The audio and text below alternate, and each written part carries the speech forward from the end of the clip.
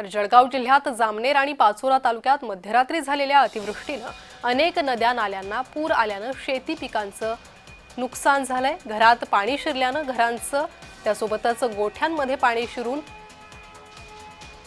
नुकसान झालेलं आहे। गुरही वाहून गेलेली आहे, त्यामुळे शेतकऱ्यांचं मोठं नुकसान झालंय। याबाबत शेतकऱ्यांनी नुकसान भरपाई मिळावी अशी मागणी केलेली आहे। खूप नुकसान झालं आहे सर। मोसंबींचं पण खूप नुकसान झालं, कपाशीचं सगळ्या पिकांचं नुकसान झालं आहे।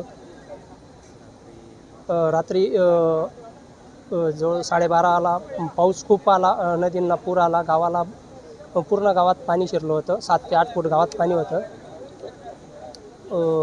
आमच्या दोघं गावांचा संपर्क तुटलेला आहे कालपासून। मागणी काय तुमची? आमची मागणी एकच आहे सर की सरसकट पंचनामे करावे, त्वरित करावे। संरक्षण भिंत, पूल आणि झालेलं नुकसानाची शासनाने लवकरात लवकर भरपाई द्यावी। गाव सगळं शेतीवर अवलंबून आहे। पूर्ण शेतीवर अवलंबून आहे, दुग्ध व्यवसाय आणि शेतीवरती अवलंबून आहे। फळबागा आहे, बऱ्याच जणांच्या फळबागा पण खराब झालेल्या आहे। शेततळे काही बऱ्याच जणांचे तुटले गेलेले आहेत।